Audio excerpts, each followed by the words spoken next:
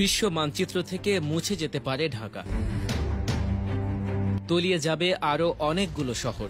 শুনতে অবিশ্বাস্য মনে হলেও এমনই আশঙ্কা করে আসছেন পরিবেশ বিজ্ঞানীরা। বিগত কয়েক দশক ধরে বিশ্বজুড়ে যেভাবে বাড়ছে তাপমাত্রা, তাতে বাড়ছে সমুদ্র পৃষ্ঠের উচ্চতাও। ফলে প্রাকৃতিক বিপর্যয়ের মুখে পড়ছে পৃথিবীবাসী।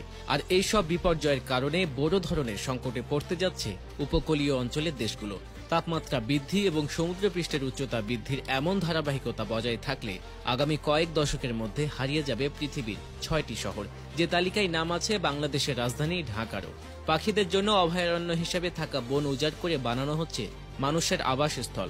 ফলে যেখানে যে পরিমাণ গাছের প্রয়োজন, সেখান থেকে হারিয়ে যাচ্ছে প্রাকৃতিক ভারসাম্য।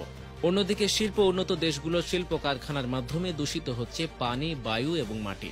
আর দিনে দিনে সে বিপদ কেবল বেড়েই চলেছে। আগামীতে এমনই এক বিপদের আশঙ্কা করছেন পরিবেশ বিজ্ঞানী এবং গবেষকরা।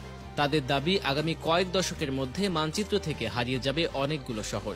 পানিতে তলিয়ে যাবে ঢাকা শহরও।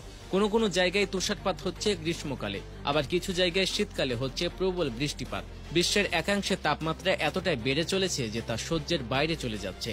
আবহাওয়ার এই পরিবর্তনে বিধ্বস্ত হয়ে পড়েছে বিশ্ববাসী। এমনকি এবছরের এপ্রিলে তীব্র গরমে অতিষ্ঠ জনজীবন। এদিকে বিশ্বের এমন কিছু স্থান রয়েছে যেগুলো পানিতে ডুবে যাওয়ার দ্বারপ্রান্তে এসে পৌঁছেছে। তালিকায় থাকা সেই শহরগুলোর মধ্যে আছে সমুদ্র বেষ্টিত দেশ মালদ্বীপের শহর মালে। ধারণা করা হচ্ছে দেশটির ৭৭% অংশ পানিতে বিলীন হয়ে যেতে পারে।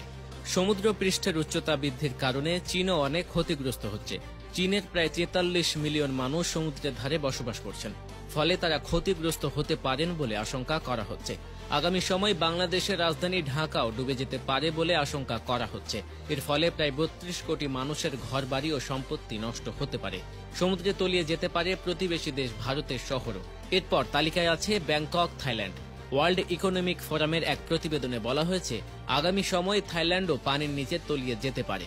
ফলে এখন থেকে যদি বিশ্ব নেতারা জরুরি পদক্ষেপ না নেন, তাহলে এই বিপদ থেকে বাঁচা সত্যি কঠিন ব্যাপার হবে বলে জানিয়েছে সংশ্লিষ্ট বিশ্লেষক।